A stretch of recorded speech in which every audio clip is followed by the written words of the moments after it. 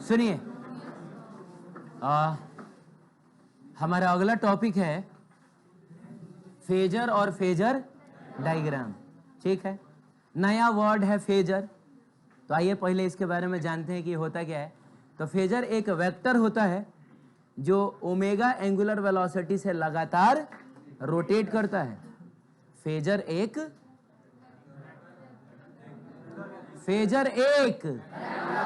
Vector होता है जो लगातार किससे रोटेट करता है?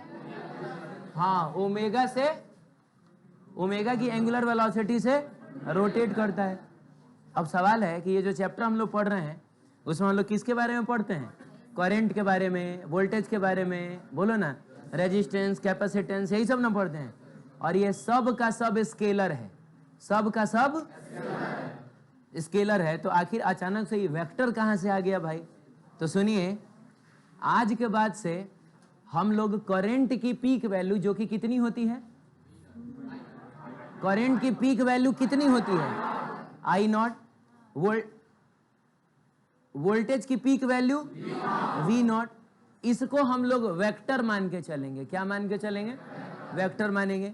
और हम मानेंगे कि यही जो है वो ओमेगा से लगातार रोटेट कर रहा है। अरे बोलो ना, जैसे मान लो कि ये तुमको एक वेक्टर दिखाई दे रहा है, तो तुमको मन करे, अगर तुम करंट के लिए देखना चाहते हो तो बाबू तुम इसको आई नॉट मान लो। अरे बोलो। अगर तुम वोल्टेज के लिए देखना चाहते हो तो इसको क्या मान लो? तब तुम इसको वी नॉट मान लो। क्या लग रहा है, ये रेस्ट में रहेगा क्या? नहीं, ये ओमेगा की एंगुलर वेलोसिटी से लगातार रोटेट करता रहे, ये लगातार रोटेट करता रहेगा। आप समझ रहे हैं? अच्छा, आप ये भी समझ रहे होंगे कि अगर ये रोटेट करेगा तो इसका ये जो टिप है वो सर्कुलर मोशन करेगा कि नहीं? आई बात समझ में? हाँ, तो ये बात देखिए, दूसरे पार्ट में लिखा हुआ है कि here these are used to represent क्या? Alternating current and alternating volt. कैसे रिप्रेजेंट करता है वो मैं अभी आपको थोड़ी देर में बताता हूँ। लेकिन ऑल्टरनेटिंग करंट और ऑल्टरनेटिंग वोल्टेज को रिप्रेजेंट करने के लिए हम इन फेजर्स का इस्तेमाल करते हैं। इन फेजर्स की लंबाई कितनी होगी? अरे लंबाई कितनी होगी? ये लंबाई में कितना है, कितना है? तो आई नॉट है या फिर वी नॉट है? तो वो अगले पार्ट में दिया हुआ है। अरे अगले नोट में दिया हुआ है। बोल रहा है कि length of the phasor represents क्या? पीक वैल्यू ऑफ करंट और वोल्टेज। नहीं समझ में आया? अब सुनिए, हम कैसे पता करेंगे कि किसी भी इंस्टेंट पे, यानी किसी भी टाइम टी पे, कब? क्या ये बाहर बारिश हो रही है? हम कैसे पता करेंगे कि किसी भी टी टाइम पे, शांत हो जाइए, किसी भी टी टाइम पे करंट कितना है, चाहे वोल्टेज कितना है? बोलो ना। अच्छा, एक और बात है बाबू, हम लोग इतना तो जानते ही हैं कि एसी में वोल्टेज होता है V naught sine omega T, चाहे करंट होता है I naught sine omega T. आजकल हम लोग +5 भी तो उसमें जोड़ रहे हैं, ये भी तो जोड़ रहे हैं +5। रीजन हम लोगों ने देखा था ना लास्ट क्लास में। तो इसी फॉर्म का होता है। किसी टी टाइम पे वोल्टेज कितना होगा तो V naught sine omega T होगा, करंट कितना होगा तो I naught sine omega T, अच्छा I naught sine omega T +5 होगा ना। तो ये जानने के लिए कि किसी भी टी टाइम पे वोल्टेज या करंट कितना है ना, हम टी टाइम पे इस फेजर का वर्टिकल कंपोनेंट लेते हैं। क्या लेते हैं? कौन सा कंपोनेंट? वो जो वर्टिकल कंपोनेंट होगा ना, वही हमको टी टाइम पे वोल्टेज या फिर करंट की वैल्यू देगा। हाँ, चलो इसको हम लोग थोड़ा सा अलग से समझते हैं। तो मान लो बाबू कि यही हमारा फेजर है, क्या माने इसको? ना वी नॉट माने कि आई नॉट माने? चलो आई नॉट मान लेते हैं, करंट मान लेते हैं, आई नॉट है ये। बोलो ना। अब इसको रोटेट करना है कैसे? ओमेगा से रोटेट करना है। और आप जानते हैं कि वाला जो टिप है वो क्या करेगा? सर्कुलर मोशन करेगा। और ये कहानी है t = 0 की। इसको हमने एक्स एक्सिस ले लिया, इसको हमने, क्योंकि कहीं ना कहीं चीजें 2D में है ना, तो 2D को रिप्रेजेंट करने के लिए एक्स और वाई तो हमको चाहिए, तो वो दो लाइन मैंने ड्रॉ कर लिया। अब जब आपने अपने, ये नाच रहा था बहुत पहले से, समझ रहे हैं, लेकिन जब आपने अपना स्टॉप वॉच ऑन किया तो पता चला कि फेजर अभी कहाँ है, ये रुका हुआ नहीं है वो। अरे मैंने ड्रॉ किया, आपको लग रहा है रुका हुआ है, लेकिन रुका हुआ थोड़े है, ये तो लगातार रोटेट कर रहा है। t इज इक्वल टू 0 पर वो यहां था। अब मान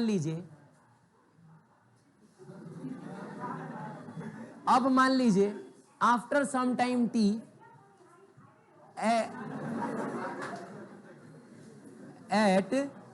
eight some time t is equal to t, क्या वो यही रहेगा? ऑब्वियसली रोटेट कर रहा है, कहीं और रहेगा। तो मान लिया जाए कि रोटेट करके कहां पहुंच गया? अरे वहां पहुंच गया भाई। ये कहानी है t is equal to t की। तो क्या आप मुझको बता सकते हैं कि ओमेगा से रोटेट कर रही कोई चीज t टाइम में, शुरू में आना था रे बाबू, t टाइम में कितना एंगल रोटेट करता है? ओमेगा से रोटेट कर रही कोई भी चीज t टाइम में कितना एंगल रोटेट करती है? Omega T. अरे कितनी बार देखा है हमने, थीटा बराबर ओमेगा टी ही ना होता है। तो बाबू ये हो जाएगा, बताओ कितना? Omega T. कितना हो जाएगा? Omega T. क्लियर है? मैंने तुमसे क्या कहा कि अगर इस टाइम पे, अच्छा ये है कितना, आई नॉट ही ना है, ये लंबाई में ये आई नॉट ही ना है। अगर किसी टाइम पे तुमको पता करना है कि करंट कितना है, चाहे वोल्टेज कितना, तो यहां हम करंट ही ना पता कर पाएंगे। तो आप इसका कौन सा कंपोनेंट लीजिएगा? वर्टिकल कंपोनेंट ले लीजिएगा। तो आप जानते हैं ना, अगर इस डायरेक्शन में आपको कंपोनेंट लेना है तो इसके टिप से इसके ऊपर परपेंडिकुलर ड्रॉ करना पड़ेगा। कंपोनेंट तोड़ने आता ना है, बहुत फुर्सत से सीखा है हम लोगों ने। और उसके बाद आप क्या करिएगा, इसके टेल को फुट ऑफ परपेंडिकुलर से मिला दीजिएगा। अरे तो इसका वर्टिकल कंपोनेंट यही ना होगा। अब बताइए, यहां पर जो हम एंगल ले रहे हैं वो ओमेगा टी है कि नहीं? और हमने दो कोड याद किया है, थीटा की तरफ तो थीटा से दूर तो। आप बताइए, हम थीटा से दूर नहीं जा रहे हैं क्या यूज करेंगे? तो सबसे पहले जिसका कंपोनेंट तुम तोड़ रहे हो उसका मैग्नीट्यूड तो लिखोगे ना, हैं? तो सबसे पहले तुम लिखोगे क्या? आई नॉट। और चूंकि तुम थीटा से दूर जा रहे हो, चूंकि तुम थीटा से दूर जा रहे हो, तो क्या यूज करोगे? और यहाँ थीटा बराबर कितना है? Omega T. कुछ बात समझ में आई? तो ये हो गया आपका I बराबर I naught sine omega T. बताओ, करंट इसी फॉर्म का ना आता है। ये अलग बात है कि यहाँ फाई कितना आ गया है? 0। फाई, हाथ हटा उधर से, फाई कितना आ गया है? अगर I बराबर I naught sine omega T plus phi से हम इसको कंपेयर करें तो फाई कितना आ गया है? 0 आ गया है।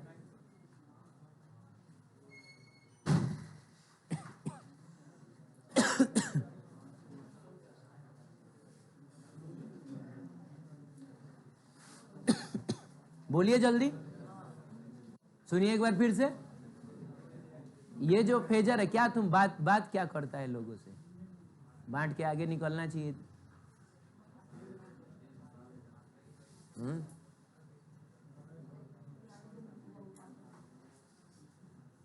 सुनो इधर देखो, किसी टी टाइम पे ये फेजर रोटेट करके कहां पहुंचा? कहां पहुंचा? अरे यहां पहुंचा। तो अगर पता करना है ना कि इस टाइम पे करंट कितना है, किस टाइम पे, टी टाइम पे करंट कितना है, तो क्या करेंगे? हम इसका वर्टिकल कंपोनेंट ले लेंगे। तो अगर ये ओमेगा से रोटेट कर रहा है टी टाइम में, ओमेगा टी एंगल ही ना रोटेट करेगा। कंपोनेंट तोड़ने के लिए हम लोग जानते हैं कि थीटा की तरफ घूमते हैं तो कॉस लिखते हैं, थीटा से दूर तो साइन। तो कंपोनेंट आई नॉट का तोड़ना, आई नॉट तो लिखोगे, और चूंकि ओमेगा टी से दूर जा रहे हो तो साइन ओमेगा टी। यानी बाबू टी टाइम पे करंट की वैल्यू होगी आई नॉट साइन ओमेगा टी। और ये सब तो हम लोग पहले से भी जानते हैं। नहीं समझ में आया? अब सुनो, देखो हो क्या रहा है, मैं बता रहा हूं, ध्यान से समझना। मेरी इन 2 उंगलियों से मैं इसको लगातार रोटेट कराऊंगा। क्या कराऊंगा? और इन 2 उंगलियों से मैं वर्टिकल कंपोनेंट को रिप्रेजेंट करूंगा। तो बताओ, जिस समय फेजर यहां है, ऐसा है, वर्टिकल कंपोनेंट कितना होगा? क्यों नहीं बोल रहे हो?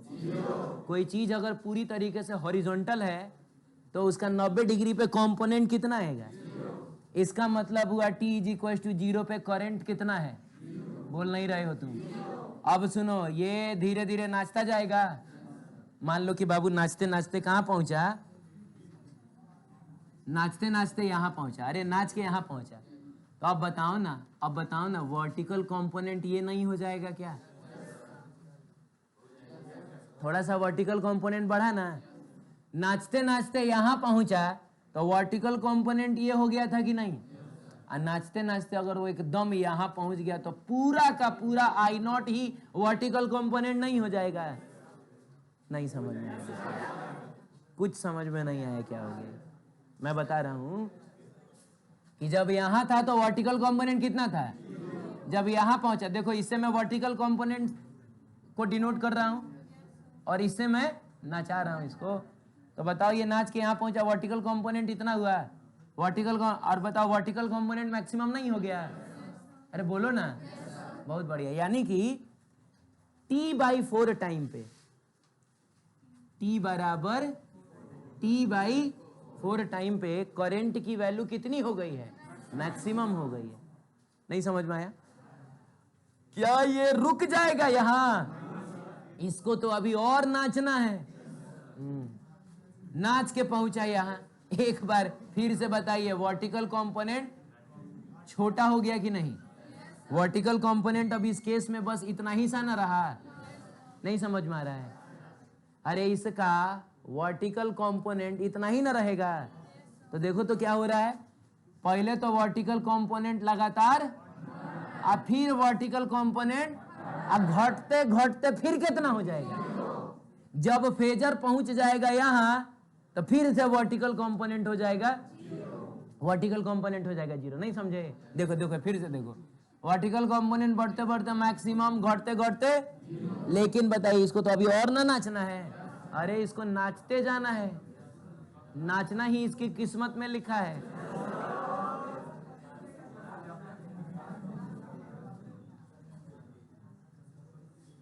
तुम जरूर यूपीएससी निकालेगा।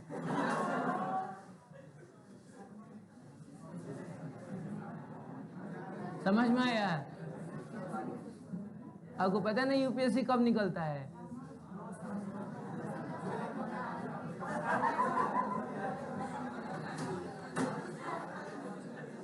यूपीएससी निकलता है सीरियस होने से, मेहनत करने से। चलो ठीक है, देखो मैक्सिमम 0। अब बताओ फेजर तो अभी और नाचेगा, इसको तो नाचना है। तो नाच के जब यहां पहुंचा फेजर, तो बाबू अब इसका जो वर्टिकल कंपोनेंट होगा वो ऐसा नीचे की तरफ ना होगा, अब कंपोनेंट नीचे बढ़ने लगा। बोलो ना फिर से। देखो ये देखो, नाच के यहां पहुंचा, वर्टिकल कंपोनेंट मैक्सिमम, यानी करंट मैक्सिमम। वर्टिकल कंपोनेंट से ही ना हम करंट को रिप्रेजेंट कर रहे हैं। Vertical component 0, current 0। अब वर्टिकल कंपोनेंट नीचे जाने लगा, यानी करंट एक बार फिर से बढ़ने लगा, लेकिन अपना डायरेक्शन बदल के उल्टा होके बढ़ने लगा। अब बढ़ते बढ़ते यहाँ क्या, नेगेटिव में ना मैक्सिमम हो गया। जब फेजर यहाँ पहुंचा तो ये पूरा का पूरा आई नॉट नेगेटिव में ना चला गया, तो करंट मैक्सिमम है लेकिन नेगेटिव डायरेक्शन में। उसके बाद आप बताइए, फिर से आइए, और फिर बताइए, फिर 0 हो गया। जब फेजर यहाँ था तो एक बार फिर से वर्टिकल कंपोनेंट ये नहीं हो जाएगा। तो कहने का मतलब है मैक्सिमम 0, नेगेटिव में मैक्सिमम, फिर कितना 0, ऐसा होगा। आप समझ रहे हैं? तो ये इससे हम लोग करंट को देख रहे हैं। तो बताइए मैक्सिमम 0, नेगेटिव में मैक्सिमम 0। आप समझ रहे हैं क्या हो रहा है? ये आप समझ रहे हैं क्या हो रहा है? फेजर तो नाचता जा रहा है, फेजर नाचता जा रहा है, लेकिन करंट कभी पॉजिटिव में मैक्सिमम हो रहा है तो कभी नेगेटिव, पॉजिटिव मैक्सिमम कभी नेगेटिव मैक्सिमम। नहीं समझ में आ रहा है? यही कहानी चलती रहेगी। इसको बोला जाता है फेजर डायग्राम। क्या बोला जाता है? अब हम ड्रॉ करेंगे इसका वेव फॉर्म। क्या ड्रॉ करेंगे? वेव फॉर्म का मतलब हुआ कि जो, शांत रहो, जिस चीज को हम रिप्रेजेंट कर रहे हैं, करंट को रिप्रेजेंट कर रहे हैं, उसका ग्राफ बनाना है आपको टाइम के साथ। किसके साथ? टाइम के साथ। बहुत बढ़िया। तो चलिए काम किया जाए। इस एक्सिस को माना जाए टाइम एक्सिस और इस एक्सिस को माना जाए करंट वाला एक्सिस। अरे हाँ बोलो, अब बस करना क्या है, ग्राफ बनाना है। जल्दी बताइए, t = 0 पे करंट कितना था, कितना था, तो हो गया। कहानी की शुरुआत कहाँ से होगी, जीरो से होगी। उसके बाद बताइए t = t/4 पे 90 डिग्री का मतलब हुआ टाइम पीरियड का 1/4, तो करंट कितना है, पूरा का पूरा I0 है। यानी ये वाला लेंथ जो है वो I0 को रिप्रेजेंट कर रहा है। इसीलिए मैंने एक ऐसा लाइन खींच दिया है ताकि मैं इस वाली जगह को क्या कह सकूं। तो जाहिर सी बात है तब ये क्या होगा, नहीं होगा। तो t/4 पे कहां पे बताना, तो बाबू पता चल रहा है कि करंट हो गया है मैक्सिमम, नहीं हो गया है। उसके बाद बताइए फिर t/2 टाइम पे, आधा टाइम पीरियड ना, 0 हो गया है। तो t/2 टाइम पे करंट कितना हो गया है, 0 हो गया है। फिर 3t/4 टाइम पे करंट नेगेटिव में मैक्सिमम, बोलिए बोलिए बोलिए, 3t/4 टाइम में नेगेटिव में मैक्सिमम नहीं हो गया है। अब फिर उसके बाद बताइए दिस और दिस, फिर 0 हो गया। तो कहने का मतलब है कि t टाइम पे, और कहने का मतलब है कि क्या, एक मिनट रुकिए ना, क्या हम लोग ये देख के वो ग्राफ बनाएंगे, है तो हम तो सिर्फ ये देख के वो ग्राफ बना सकते हैं। I0 sin ωt का ग्राफ ऐसा ही ना बनता है, आप समझ रहे हैं, बहुत बढ़िया। तो इसी को आप आगे रिपीट कर दीजिए, क्या कह रहे हैं आप, अरे इसको आप आगे रिपीट कर दीजिए। इसी को बोला जाता है वेव फॉर्म। क्या बोला जाता है, ऐसा वेव टाइप का आपको दिख रहा है, तो ये वेव फॉर्म है, कुछ और नहीं है। क्या है बताइए, ये वेव फॉर्म है, ये फेजर डायग्राम है। क्लियर है, अब सुनिए,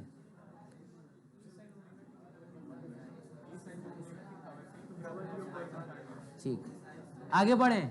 अब सुनो, कहानी कुछ ऐसी है अब कि ये एक्स एक्सिस और ये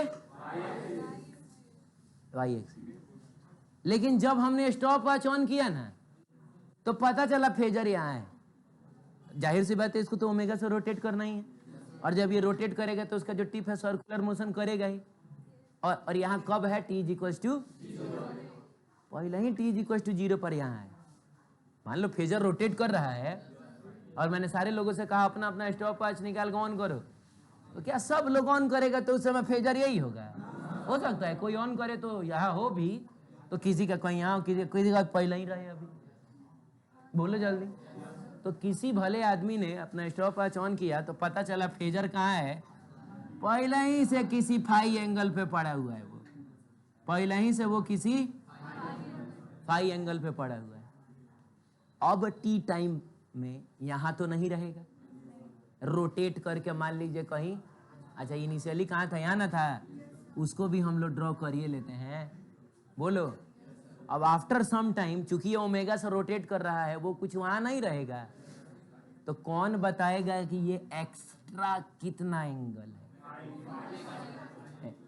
ओमेगा से ये रोटेट कर रहा है और यहाँ से यहाँ आने में उसको कितना समय लगा है, तो ओमेगा से रोटेट कर रही चीज टी टाइम में कितना एंगल रोटेट करती है, तो ओमेगा टी ही ना रोटेट करती है। अब एक्स एक्सिस के साथ जो टोटल एंगल बन रहा है वो कितना बन रहा है, आप नहीं बोल रहे हैं, ओमेगा टी प्लस फाई, बोलिए।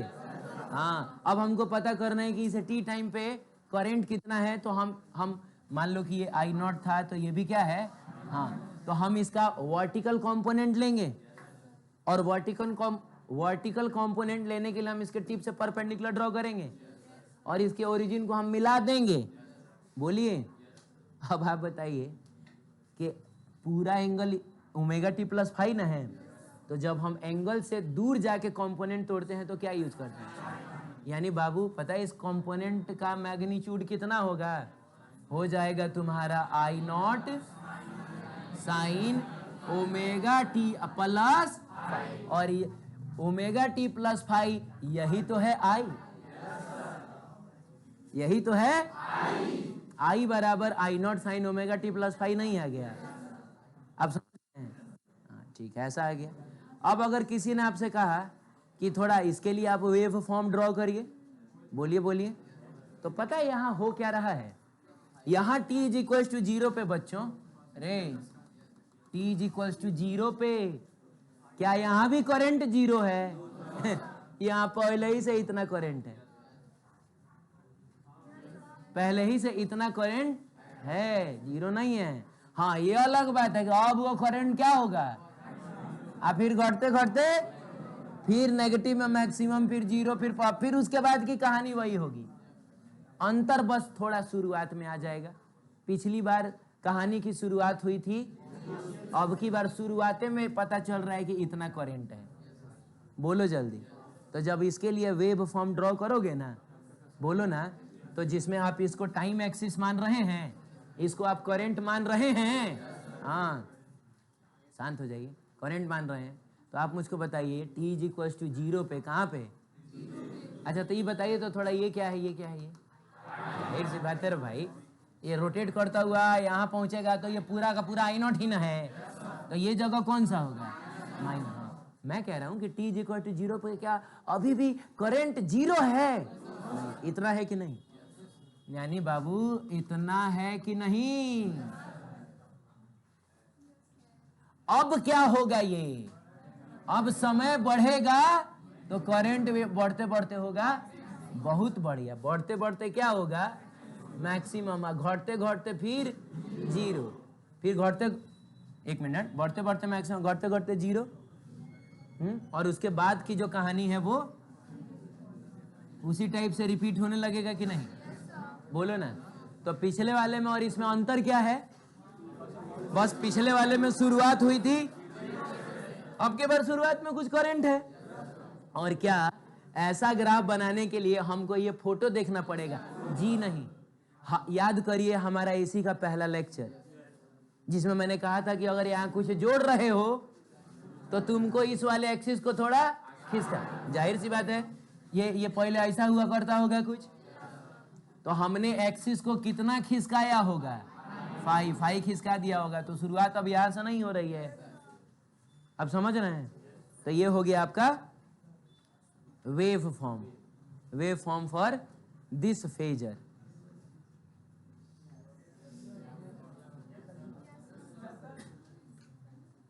ठीक ठीक, चलिए ठीक है, देख लीजिए सब जो पेपर आपको मिला होगा।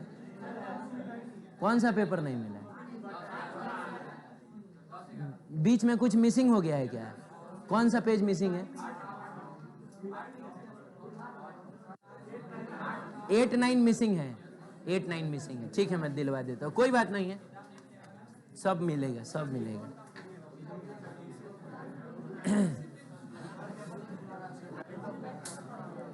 सब मिलेगा आपको, मिल जा रहा है। इन लोगों को शायद 8 9 भी नहीं मिला है, 8 9 भी नहीं मिला है। ठीक है, कैसे नहीं मिल रहा है? बढ़िया से गिन के लाया करो, कुछ लोगों को मिलता है, कुछ लोगों को नहीं मिलता। क्या? अच्छा वो उतना बांट दीजिए, फिर जाके ले आइए। चलिए ये आपको समझ में आया ना बाबू? आगे बढ़ते हैं हम लोग। ठीक है, अब सुनिए, यहाँ पे वही चीज दिखाया हुआ है, फेजर डायग्राम और वेव फॉर्म है। ये फेजर, ये क्या है? अरे तुमको ये फेजर नाचता हुआ नहीं दिख रहा है, और वो उधर वेव फॉर्म दिखाया जा रहा है। अब बहुत आराम से देखिएगा, देखिएगा जिस समय, एक मिनट आने दीजिए। हाँ अब देखिए, ये मैक्सिमम है, फिर 0, फिर नेगेटिव, मैक्सिमम नहीं हो रहा है। उसी हिसाब से उधर भी ग्राफ में बदलाव हो रहा है कि नहीं? बोलो ना। जिस समय ये 0 है, करंट 0, मैक्सिमम तो करंट भी मैक्सिमम, फिर 0, देखो नेगेटिव में मैक्सिमम, फिर 0, फिर पॉजिटिव में मैक्सिमम। तो ये जो है वो क्या है? वेव फॉर्म है, फेजर डायग्राम है। क्लियर है? चलिए बात करेंगे प्योर रेजिस्टिव सर्किट की। शांत हो जाइए। प्योर, तो प्योर रेजिस्टिव सर्किट बाबू नाम से ही क्लियर है कि इस सर्किट में एसी सोर्स तो खैर होगा ही, लेकिन बस क्या होगा? रेजिस्टेंस होगा। तो ये प्योर रेजिस्टिव सर्किट हो गया, रेजिस्टेंस आर है ना, और वोल्टेज को हम हमेशा की तरह V0 साइन ओमेगा टी से रिप्रेजेंट करेंगे। लेकिन करंट को आजकल हम कैसे रिप्रेजेंट कर रहे हैं? I0 sine omega T plus phi से। यानी अभी हमारा बस दो ही मकसद होगा, एक तो निकाल लेना आई नॉट कितना है और दूसरा निकाल लेना फाई कितना है। अरे बोलो जल्दी। आपने ओम्स लॉ में पढ़ा है V बराबर आई आर, तो बाबू I बराबर V बाई आर होगा। बताओ V की जगह क्या लिखा जाए? V की जगह लिखा जाए V not sine omega T, नीचवा में R होगा। नहीं समझ में आ रहा है? अब एक बात बताओ, मैंने तुमसे कहा है साइन के इस साइड में ये जो कुछ भी लिखा है वो इसकी सबसे मैक्सिमम वैल्यू है।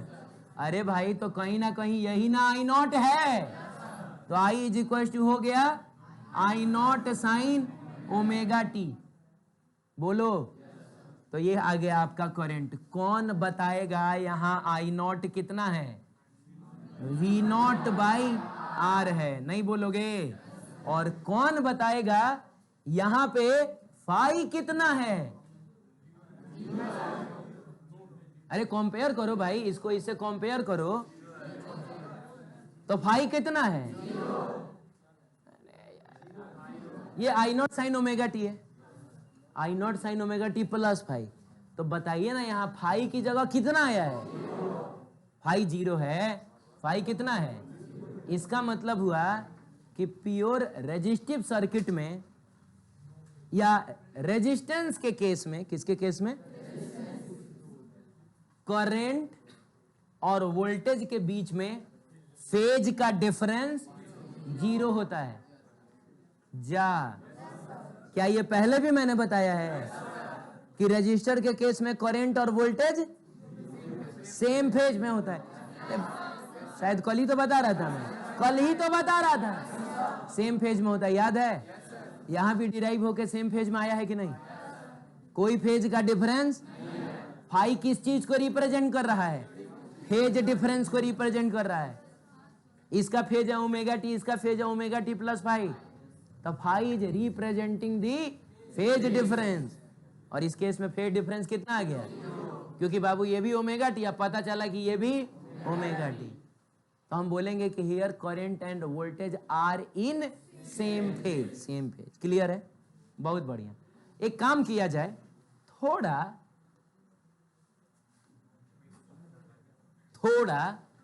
दोनों साइड √2 से डिवाइड किया जाए, तो आई नॉट बाई √2 बराबर वी नॉट बाई √2 और फिर आर हो जाएगा। ये कौन बताएगा I naught by √2? I naught by √2 किसकी याद दिला रहा है? यही तो है I R M S. V naught by √2 यही तो है वी आर एम एस। नहीं, V R M S divided by, इसका मतलब हुआ जैसा रिश्ता पीक करंट और पीक वोल्टेज का होता है वैसा ही रिश्ता आरएमएस करंट और आरएमएस वोल्टेज के बीच में होता है। नहीं बोलोगे? हाँ, अच्छा है। बताइए इस केस में पावर फैक्टर याद आ रहा है? किसको पावर फैक्टर बोला जाता है? अरे कॉस फाई को ही ना पावर फैक्टर बोला जाता है। तो इस केस में बताओ पावर फैक्टर कितना होगा? मार डालेंगे हम तुमको, एकदम मार डालेंगे।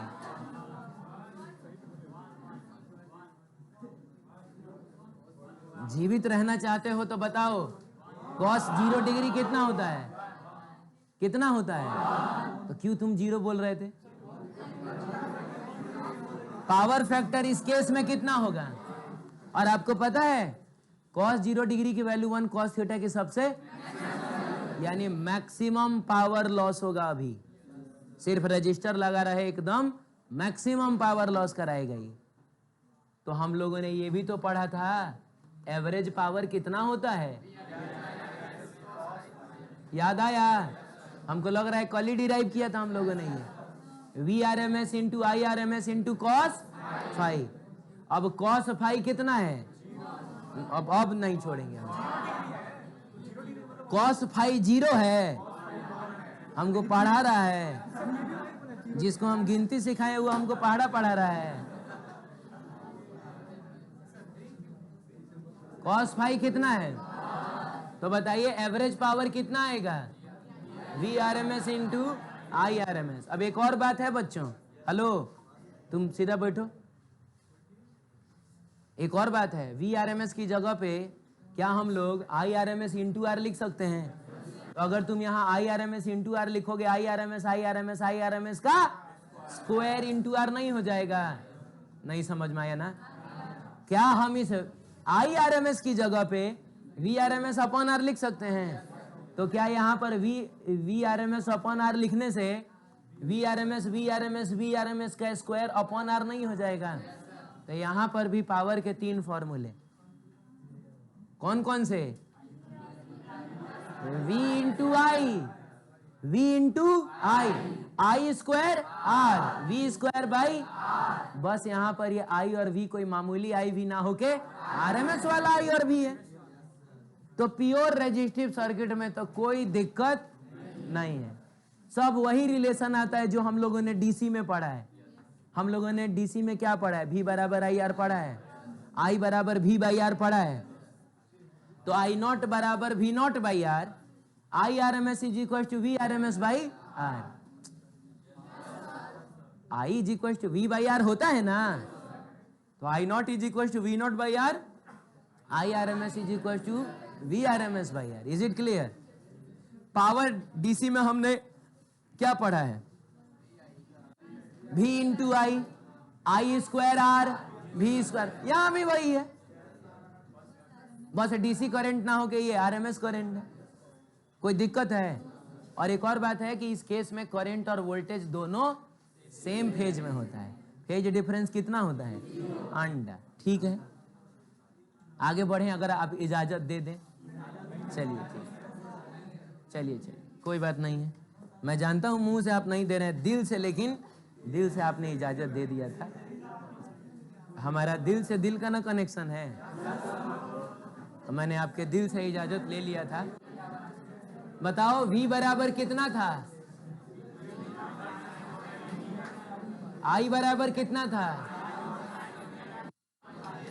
अरे प्योर रेजिस्टिव सर्किट में यही ना आया था, यही ना आया था। चलिए अच्छा है, हमको थोड़ा फेजर ड्रॉ करना है और उसका वेव फॉर्म हमको बनाना है। ठीक है, तो सबसे पहले 2 गोला मैंने इसलिए बनाया है, एक गोले में मैं रखूंगा करंट वाले को और एक में रखूंगा वोल्टेज वाले को, इसीलिए मैंने एक्स एक्सिस वाई एक्सिस नजर आ रहा है ना। तो सबसे पहले काम करते हैं, वोल्टेज वाले को हम लोग लिखते हैं। तो ये बताइए कि T इज इक्वल टू 0 पे वोल्टेज कितना होगा? नहीं समझ में आया आपको? अगर 0 डाल दोगे तो साइन 0 0 ही ना होता है। तो T इज इक्वल टू 0 पे वोल्टेज 0 है का मतलब हुआ T इज इक्वल टू 0 पे वोल्टेज वाला जो फेजर होगा वो ऐसा ही ना होगा। यही ना कहानी है T इज इक्वल टू 0 की। तभी ना हम बोलेंगे कि इसका वर्टिकल कंपोनेंट कितना है, यानी T इज इक्वल टू 0 पे वोल्टेज। समझ में आया? अब बताइए T इज इक्वल टू 0 पे करंट कितना है? बोलिए ना, करंट भी तो 0 है, क्योंकि साइन 0 क्या होता है? 0 होता है। तो इसका मतलब हुआ करंट वाला फेजर भी इधर ही होगा, सेम डायरेक्शन में। बोलिए, यही तो है हमारा आई नॉट ना। एक और बात बताऊं? नहीं, प्लीज सुन लीजिए। बात यह है, फेज एक्चुअली कुछ और चीज नहीं होता, वो एंगल होता है। अरे इसी को ना फेज बोला जाता है, और ये एंगल ही ना है। तो दोनों के बीच में कोई फेज डिफरेंस नहीं है, इसका मतलब दोनों के बीच में कोई एंगल का डिफरेंस नहीं होगा। तो एंगल का डिफरेंस नहीं है का मतलब दोनों के बीच का एंगल कितना होगा? 0 होगा। आपको नहीं लग रहा है कि दोनों के फेजर के बीच में कोई एंगल नहीं बन रहा है? जा, अरे बोलो। ठीक, अभी क्या है कि ये रुका रहेगा कि नाचता रहेगा? हाँ, तो ये सुनो ना, हल्ला मत करो तुम लोग। तो ये नाचेगा कि नहीं? तो नाचाया जाए, अब की बार 2 है नाचने वाले। तो नाचेगा ओमेगा से ही ना। तो मान लो बाबू किसी टी टाइम पर ये जो हरिहर का है वो नाच के पहुंचा यहाँ, तो ये पीआर का कहाँ जाएगा? टी टाइम के बाद हरिहर का पहुंचेगा इधर, पीआर का वही रहेगा। कहाँ पहुंचेगा? वो भी तो साथ ही में ना रहेगा। तो पीआर का पहुंचेगा, देखो अब इन लोगों को गाना याद आ रहा है। यार का सुन के इन लोगों को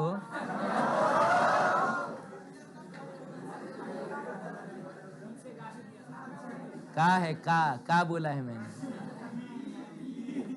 ये है तुम्हारा V नॉट और ये कौन था? I नॉट था। तो मैं कह रहा हूं कि चूंकि दोनों एक साथ था और दोनों सेम एंगुलर वेलोसिटी से रोटेट कर रहा है, तो t इज इक्वल टू किसी t टाइम पे दोनों एक ही जगह ना रहेगा।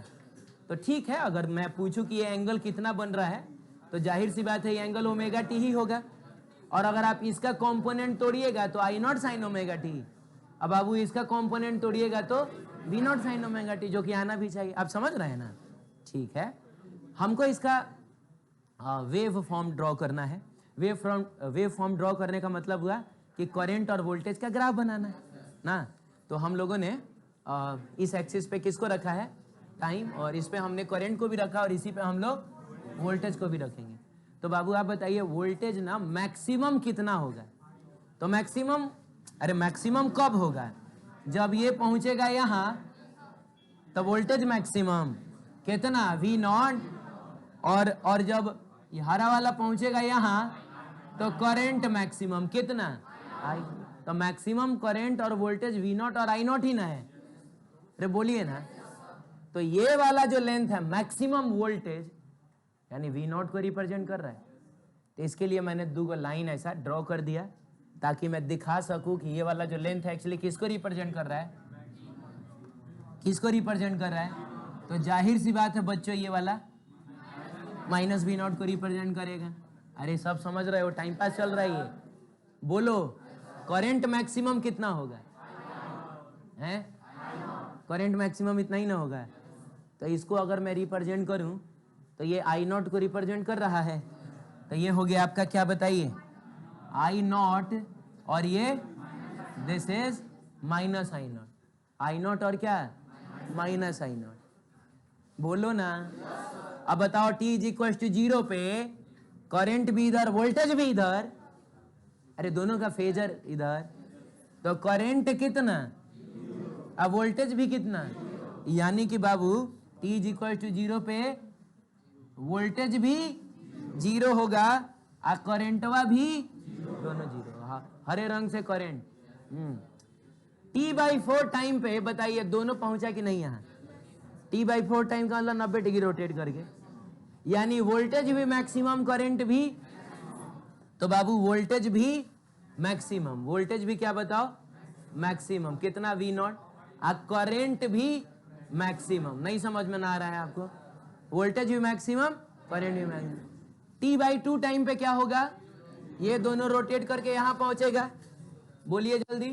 करंट पहुंचा यहां, वोल्टेज पहुंचा, हाँ मैंने दोनों का फेजर ऐसा हुआ। तो एक बार फिर से दोनों हॉरिजॉन्टल हुआ तो कंपोनेंट कितना आएगा? बोलिए ना, फिर से 0 नहीं होगा।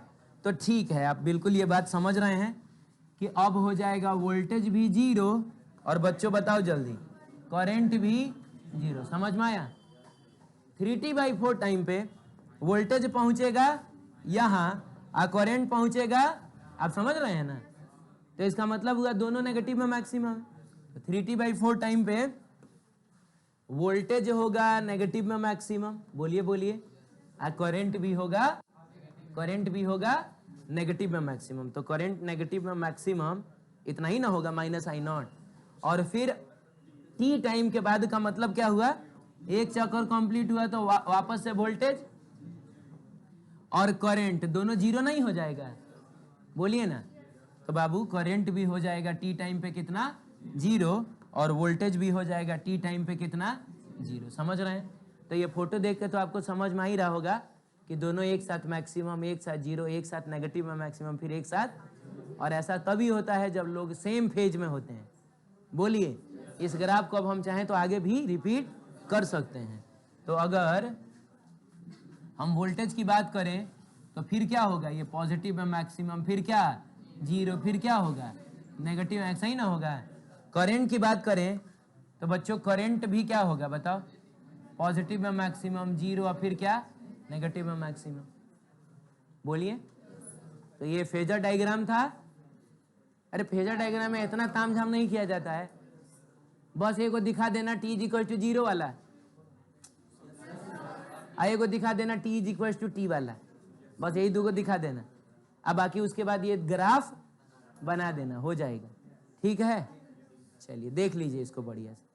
ये आपके किताबों में मेरे ख्याल से होगा, पेपर मिला है उसमें, वो अभी ला के दे देगा आपको, अभी ला के दे देगा। कोई बात नहीं, आपको ये समझ में आ रहा है ना, इधर घुसना ज्यादा जरूरी है। इधर घुस गया, ठीक। क्या बात करते हो यार, समय कैसे इतना तेजी से हो गया। आगे बढ़े फटाक से, जल्दी से बात। तुम एकदम अगर मेरा साथ दोगे, 5 मिनट समय है, 5 मिनट में मैं तुमको प्योर कैपेसिटिव सर्किट कैसे बता दूंगा।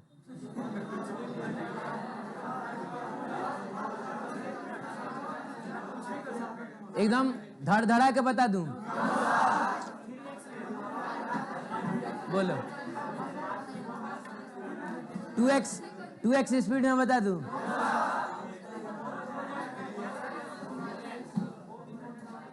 अच्छा चलो ट्राई करते हैं। मान लो कि अगर बता दिया तो बता दिया, नहीं बता पाए तो कल फिर पढ़ेंगे। शांत रहो, कल फिर पढ़ेंगे। तो अब वो सोच रहा है कि इतना देर में तो आप बता दिए रहो। प्योर कैपेसिटिव सर्किट नाम से ही क्लियर है कि इसमें बस एक कैपेसिटर होगा। कैपेसिटेंस कितना है, सी। हमेशा की तरह वोल्टेज हम लोग कितना ले रहे हैं, V naught sine omega t. अब फ्लो करने वाले करंट को हम I naught sine omega T plus five लेते हैं। अब बाबू आई नॉट और फाइव ही ना हमको इस बार निकाल लेना है। तो कहने का मतलब है कि हम जानते हैं फॉर कैपेसिटर क्यू बराबर होता है सी भी। बोलो जल्दी। अब बताओ भी की जगह V naught sine omega T होगा, हमको करंट ना निकालना है। करंट तो होता है D Q by D T. इसका मतलब हुआ कहीं ना कहीं हमको इस इक्वेशन को डिफरेंशिएट करना पड़ेगा। तो बताइए सी और वी नॉट कांस्टेंट है, पार्टिसिपेट, और साइन का डिफरेंशिएशन होता है cos omega T. Chain rule लगाएंगे, अंदर जाएंगे, ओमेगा पार्टिसिपेट नहीं करेगा, टी का डिफरेंशिएशन टी के रेस्पेक्ट में 1 को लिखने की जरूरत नहीं है। तो बाबू करंट इज इक्वल टू हो गया ओमेगा सी भी नॉट और कॉस कितना ओमेगा टी। देखो ये समझ में आया। अब देखो मैंने कहा है साइन हो कॉस हो, बगल में जो कुछ भी होता है वो इसकी सबसे मैक्सिमम वैल्यू होती है। ओ लड़कों, तुम लोग का ट्रेन छूट गया क्या? ट्रेन में बैठे तो हो ना?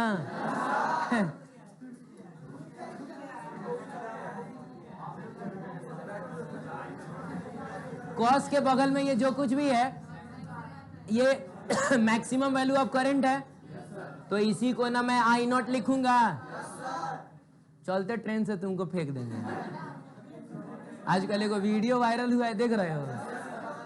कौन सा वीडियो वायरल हुआ? चोर है, खिड़की से वो सोचा है किसी का फोन हम छीन लें, तो बस वो लोग उसको पकड़ लिया है। आप पूरा 15 किलोमीटर लटका के उसको लटका देंगे, समझ रहे हो? बकवास कर रहा है सब।